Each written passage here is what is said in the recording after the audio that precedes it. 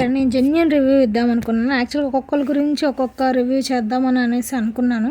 First Sreeja and తర్వాత ప్రియ అని. But ఇక్కడ ఏమవుతుందంటే ఎప్పుడు చూసినా కెమెరామ్యాన్ ఇద్దరిని కలిపేదేస్తున్నాడు విడిగా కాకుండా. సో ఎక్కడ చూసినా బిగ్ బాస్ హౌస్లో వీళ్ళిద్దరు కలిసే ఉంటున్నారు కాబట్టి ఇద్దరి గురించి ఒకేసారి మాట్లాడుకుందాం, వచ్చేయండి. ఫస్ట్ వచ్చేసి శ్రీజ గురించి మాట్లాడుకుందాం. Plus points, very very active in the entire Bigg Boss house అని చెప్పొచ్చు. అండ్ ఎప్పుడు రెడీగా ఉంటుంది, ఏ టాస్క్ వచ్చినా చేసేలాగా. ఇంకొకటి, తనకి అవతల వ్యక్తిని ఈజీగా కన్విన్స్ చేసేయడం ఈజీగా వచ్చేస్తుంది అనమాట. అదొక మంచి క్వాలిటీ అనుకోవచ్చు. ఎవరికైనా క్యాప్టెన్ అయ్యే దమ్ముందా అంటే ఫస్ట్ క్యాప్టెన్ తనే అవుతుందని అనుకుంటున్నాను నేను. ఆమె చెప్పగలుగుతుంది. అండ్ ఇంకొకటి, తను ఏమైతే అనుకుంటుందో దాని గురించి కూడా మాట్లాడగలుగుతుంది. అది తన పాజిటివ్స్. ఇంకొకటి వచ్చేసరికి శివంగి అని కూడా అనుకోవచ్చు శ్రీజాని.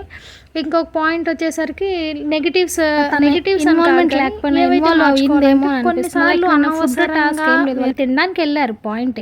కానీ తను అడిగే విధానం, నేను టేస్ట్ చేస్తాను, కొద్దిగా వేరే ప్లేట్లు పెట్టేవారు కానీ స్పూన్ కానీ ఇస్తే బాగుండేది. ఆ షష్టి తినే ప్లేట్ తీసుకోవడం తను ఇచ్చింది, okay.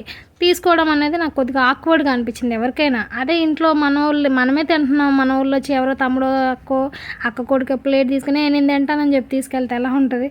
Kind of embarrassment. And వాళ్ళు కూడా మొహమే చెప్పేసరికి వీళ్ళు ఫీల్ అయ్యారు.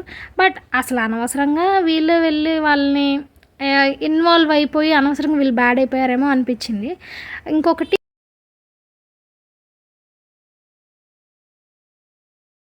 శ్రీజ దగ్గర నచ్చే పాయింట్ ఏంటంటే, ఇప్పుడు ఇంతలా ప్రియాతో తను ఎంత మింగిలైనా రేపు టాస్క్ వస్తే నువ్వా నేనే అని అంటుంది తప్ప ఫ్రెండ్షిప్ అయ్యని వాల్యూ ఏమి ఇవ్వదని నేను అనుకుంటున్నాను. So she fire in the Bigg Boss. And ఎప్పటి నుంచి తను శివంగి శ్రీజ అని పిలుద్దాం అనుకుంటున్నాను నేనైతే. ప్రియా దగ్గరకు వచ్చాక she the cutest person in the Bigg Boss అని చెప్పొచ్చు. రేపు తను కెప్టెన్ అయినా కూడా అందరిని ఈక్వల్గా చూస్తే ఈక్వల్ ట్రీట్ చేస్తారనే ఒక పాజిటివ్ పాయింట్ ఉంది నాకు తన మీద. ప్రియా కూడా తన పాయింట్ తను చెప్తుంది అనమాట. వేరే వాళ్ళకి ఫిష్ ఈజ్ హర్టింగ్ అనేది మొహం మీద చెప్పగలుగుతుంది. బిగ్ బాస్కి కావాల్సింది కూడా అదే. నెగిటివ్స్ ఏం లేదు, మార్చుకోవాలంటే ఏమీ లేదనిపించింది నాకైతే. ఇప్పుడు వీళ్ళిద్దరి గురించి మాట్లాడదాం.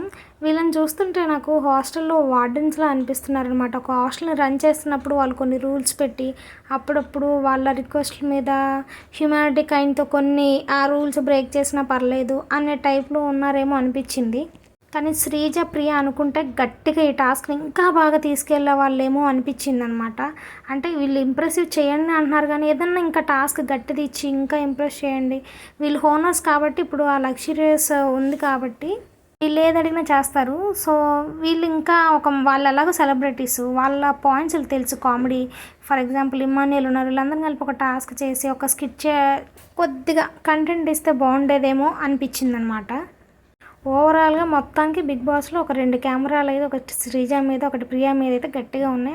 అండ్ వీళ్ళిద్దరికి ఫ్యాన్ ఫాలోయింగ్ కూడా గట్టిగానే ఉందని అనిపిస్తుంది బయట. కానీ ఇద్దరు ఒక హాస్టల్ రన్ చేసిన ఫీలింగ్ వచ్చింది. నాకే అనిపించిందా, బిగ్ బాస్ చూసిన వాళ్ళు అందరికీ అనిపించిందా నాకు తెలియదు. అబ్బా ప్రతిసారి వీళ్ళేంట్రా బాబు అలా అనిపించింది అనమాట. ఒక పాయింట్ ఆఫ్ టైంలో అంతగానో చూపిస్తున్నాడు బిగ్ బాస్ వీళ్ళని. ఇది నా జెన్యూన్ రివ్యూ, ఎవరికి బయాస్డ్ కాదు. బిగ్ బాస్ ప్రతి రివ్యూని ఏ ఫిల్టర్ లేకుండా ముఖ్య సూటిగా ఎవరికి పక్షపాతం లేకుండా నా రివ్యూ నేను ట్రై చేస్తాను. మీకు గనక ఈ వీడియో కనుక నచ్చితే సబ్స్క్రైబ్ చేయండి, లైక్ చేయండి అండ్ షేర్ చేయండి. మీకు ఇంకా ఏమైనా పాయింట్స్ ఎక్స్ట్రా అనిపిస్తే నాకు కామెంట్ సెక్షన్లో కామెంట్ చేయండి, వాటి గురించి కూడా మాట్లాడుకుందాం. అండ్ మిగిలిన కంటెస్టెంట్స్ రివ్యూస్ కూడా ఇస్తూ ఉంటాను, చెక్ చేస్తూ ఉండండి.